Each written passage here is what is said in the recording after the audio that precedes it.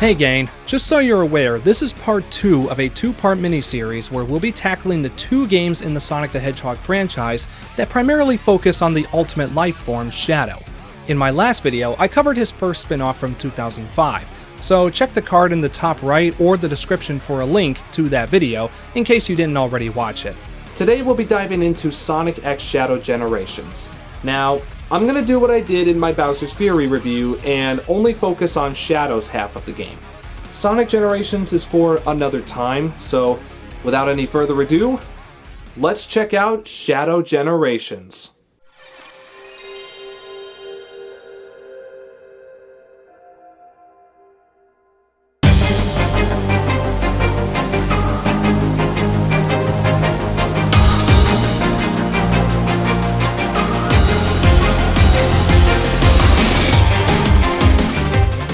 With the recent success of Sonic Frontiers, Sega and Sonic Team wanted to try and keep the ball rolling.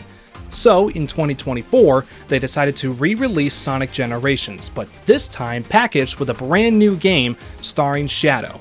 The hype that surrounded this game leading up to its release made fans incredibly excited, and the prologue animation, Dark Beginnings, only amplified the hype even more. Seriously, everything about this thing is insanely good. No detail was left out here. This is actually how I found out that the commander's name from Shadow 05 is Abraham Tower. His name is never mentioned in the game itself, as far as I know, and the copy I have didn't come with a manual, so I went for the longest time not knowing his actual name. Reminds me of the Thugs for Less dude from Ratchet & Clank Going Commando. So with how impressively good Frontiers was, I'm excited to see how Sega and Sonic Team carry that momentum here. And as you can see, this is the default cover. However, this can be reversed so it shows the Japanese box art, which is much better in my opinion. So, let me just fix that real quick. Perfect. Now, let's dive in. Before I started the game, I looked at the bonus content it had to offer. It includes the prologue animation with an exclusive scene at the end, a storyboard animatic version of it, which actually had some never-before-seen stuff, and a short video chronicling Shadow's origins. I do like how they went out of their way to reintroduce Shadow, as well as inform any newcomers how we got to where we are now. The story of this game takes place during the events of Sonic Generations. After boarding the Ark, Shadow quickly discovers that his theory about the Black Arms was true. They, along with Black Doom, returned. Upon discovering the fake emerald Tails invented, Shadow is sent to White Space by the Time Eater. There they see Maria and Gerald alive. No, there they see... Shadow's identifying as a non-binary now. There he sees Maria and Gerald alive. The game is structured similarly to Sonic Generations in that you go through various acts from places Shadow has been to, and Sunset Heights and Chaos Island for some reason. Each stage consists of 2 acts, with the first being a normal act and the second being entirely in 2D. Occasionally you'll collect Doom's gears. These can be used to give Shadow new abilities that'll make trekking through White Space much easier. Oh yeah, I should talk about that for a moment. Shadow's White Space is not like Sonic's where it's just a side-scroller. Here it gives you a Frontiers-esque open zone to explore. In it are various collectibles and chests which require keys in order to be opened. You collect the keys in acts and challenge acts. Challenge acts give you a boss key to unlock the boss gate. Each boss is also from Shadow's past. We have Bio Lizard, Metal Overlord, Mephiles, and Devil Doom. This is a relatively short game in that there are only 6 stages. Space Colony Arc, Rail Canyon, Kingdom Valley, Sunset Heights, Chaos Island, and Radical Highway.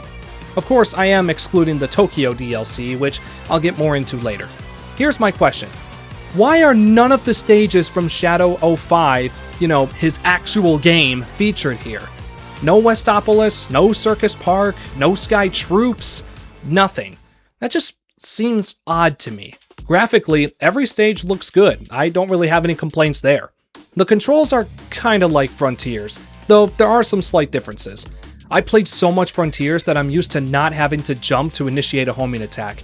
That took me some time to readjust. The soundtrack is also really good here.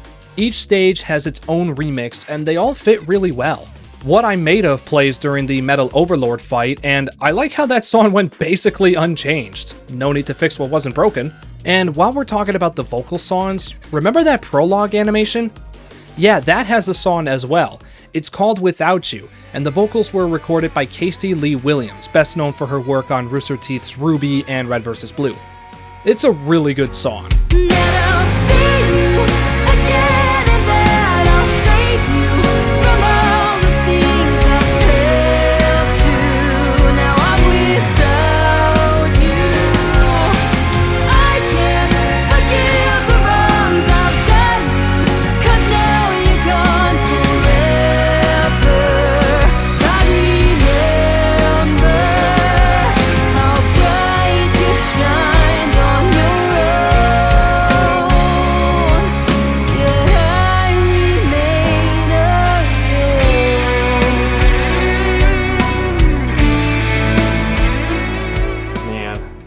So touching. Similar to Red Star Rings, each act and challenge act will have either 2 or 3 collection keys scattered around. You can collect these to open the chests within White Space. You can also collect spare pieces of scrap metal to help Orbot and Cubot build a rocket ship. There's a lot to do in this game, despite the small list of areas. When you defeat each boss, you will receive a Doom gear to reveal more of the open zone and unlock another Doom ability. Once every power is obtained, Shadow is complete, and a new path opens to Radical Highway. White Space then becomes the Doom Zone, unlocking more challenge acts and increasing the difficulty of the boss fights. This is the game's hard mode. The final ability, Doom Wing, serves as the makeshift Super Shadow in this game, allowing Shadow to soar in the air, but it also consumes rings. In White Space, there are also ring challenges you can play to unlock more collectibles, such as concept art, history collections, soundtracks, and pages from Gerald's journal. The journal is actually available as a physical book that comes with the game if you pre-ordered it. Doom Zone adds more of these, and like everything else, they are a lot harder. After completing Radical Highway, it's now time for Shadow to confront Black Doom once more. This is a fucking insane boss fight with multiple phases, each one testing your ability with one of Shadow's Doom powers. If you're me and going for an S rank on this battle, your patience will be tested. I tell you, this took me several attempts, but I did eventually do it. And you know, I'm actually kinda glad the game made me grind the S rank. Sonic games are supposed to encourage trial and error without pushing too far. It's a juggling act that needs to be balanced properly. This game manages to do just that, which is something that, aside from Frontiers, I haven't been able to say about a Sonic game in ages. Anyway, Neo Black Doom has been defeated once and for all. Shadow returns to Maria and Gerald.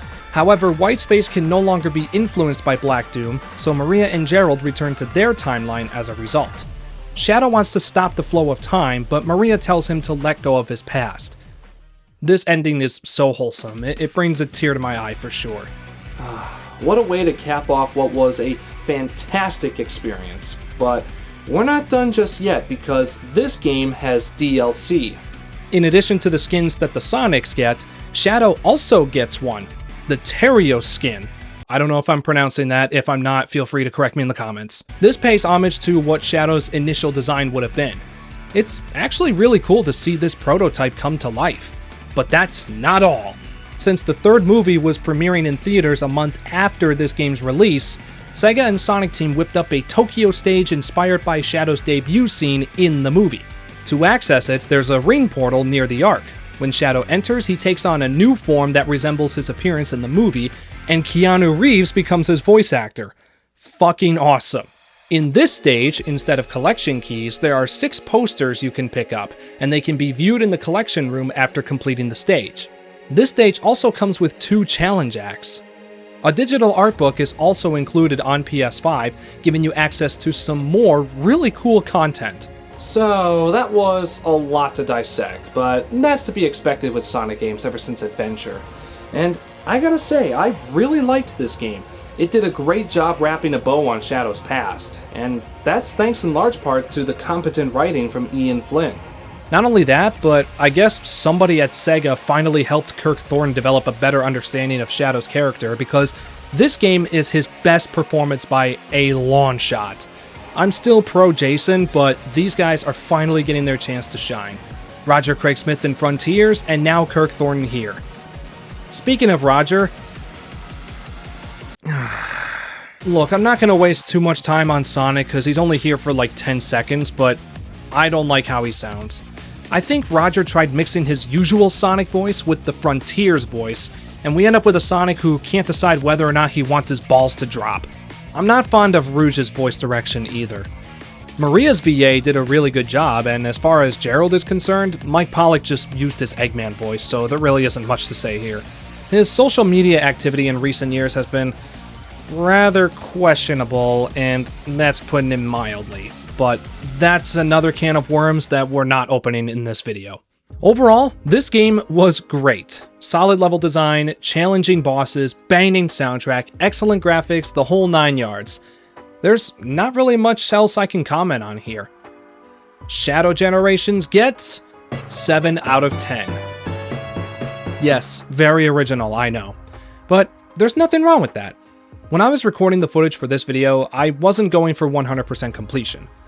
However, I do plan on returning at some point to do just that, and maybe nab another platinum trophy in the process.